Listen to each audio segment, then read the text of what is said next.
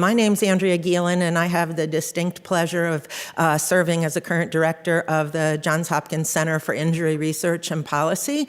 And today's event, our Translation Symposium, is one of the highlights of our 5-year funding from the Centers for Disease Control.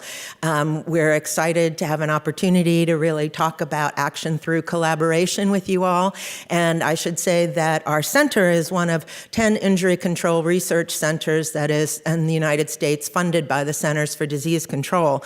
And we're particularly excited because we have 3 of our sister centers here with us today as well, from West Virginia, University of Iowa, and the University of Michigan. And you'll get to hear from them in this morning's session and throughout the day. So all of our centers in the injury control research program are dedicated to preventing injuries and reducing the consequences of accidental and intentional injuries across the lifespan. We do our work through innovative research and the translation of that research into policies and programs that really make a difference in the real world.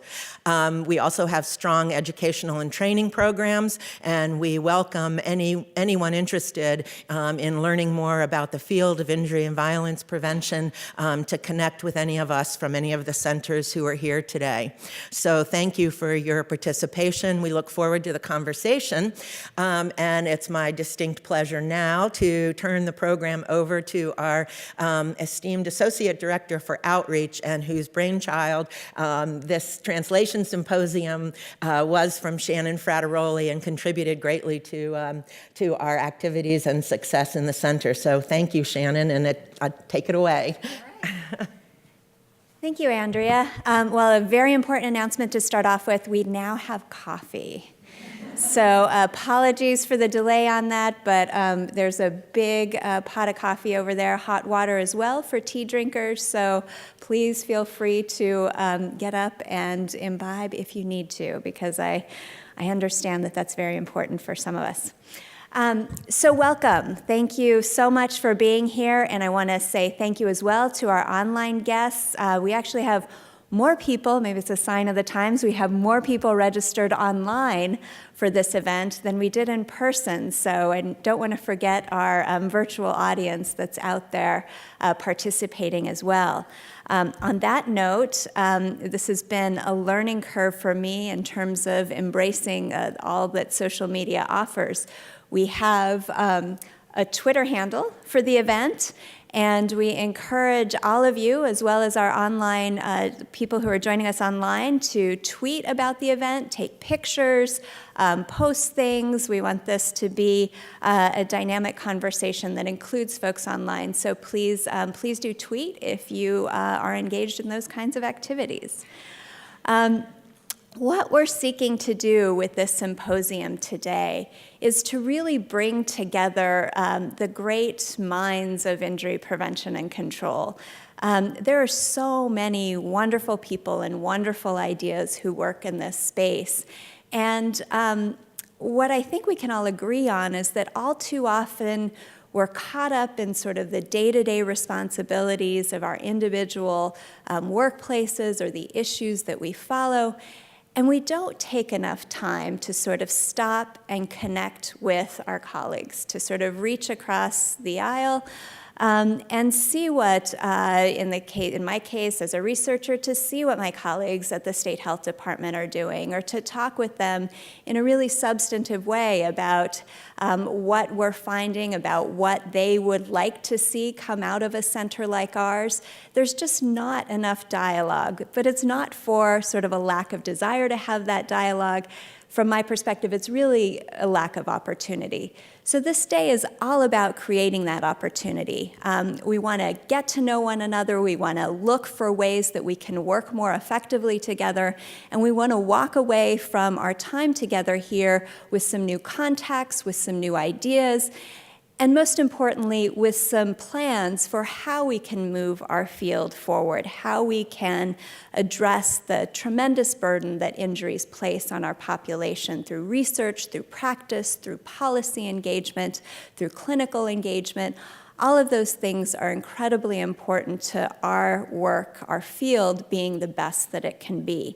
So that's a little goal that we have for today, and I thank you all for being here to be a part of making that happen. I do want to have another couple of logistics announcements. In addition to the coffee, what oftentimes follows that is the need for a restroom. So there are plenty of those on this floor in the building. If you go out this room and straight to your right, past the Daily Grind, there are both men's and women's rooms. If you go out the door that's on my left and to your left, there's a men's room, and if you go out the door and to your right, there's a women's room.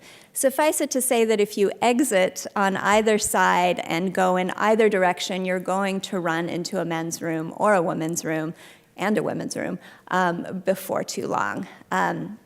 So thank you for that. There are, for those of you who haven't sort of ventured to the other side of the wall, in addition to coffee, we have light breakfast over there, so please feel free to get up and have more. We don't want any of the food to go to waste, and we want to make sure that you are not hungry or thirsty while you're here. And with regard to the day's events, we have what I am very excited about, and a very exciting lineup that combines sort of a traditional format that we oftentimes use in these kinds of settings. We have sort of a couple panel discussions, one in the morning, one in the afternoon. We have a keynote speaker who I'm very excited about, who's going to talk with us about translating research and science into practice and policy, and informing research with policy and practice ideas. So that's going to be a great discussion. So those are kind of the typical things that we're used to in these kinds of events. Perhaps what you're not used to, and that I think is going to really distinguish our day together here, is a lot of breakout sessions, a lot of networking opportunities.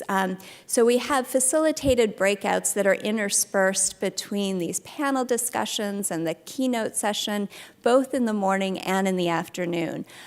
So we're going to be asking a lot of you in terms of engagement with the material today. So, drink your coffee, eat your sugar, whatever it takes to rev up in order to participate actively in the day's events, because we've got a lot of great things that are planned that are really geared toward the goal of getting people networked, getting people with concrete plans to move forward with translational activities once you leave here. And finally, I guess before moving on to our panel, our first morning panel, what I'd like to do is just sort of remind us a bit, reflect a bit on our field. I first came into injury prevention, I guess it's been over 20 years ago, and one of the sort of most inspiring things that I came upon early on was a small book edited by Abe Bergman, who is out of Harborview out in Seattle. He's retired now, but has just made tremendous contributions to our field.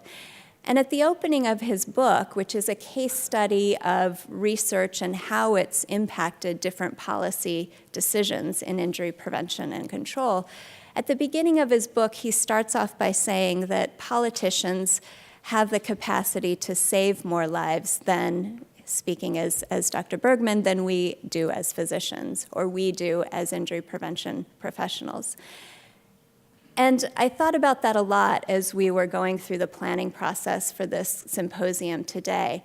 The capacity of policy, the capacity of programs to reach large populations is really where the solutions to our most embedded, challenging injury prevention problems are. But we're at a point right now in 2017 where so many of those solutions are known to us.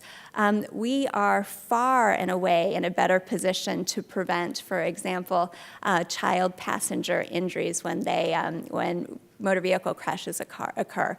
We're in a far better position to prevent unintentional poisonings from medications in the home. But what keeps us from really making additional progress on the morbidity and mortality associated with those numbers and other injury prevention problems is sort of that next step that needs to happen that Egg Bergman talked about, that sort of translation to policymakers, that sort of empowering of the program people, the connections between policy and researchers and program people and researchers, and bringing it all together so that we can see the good ideas that we know work happen in real time and save real lives.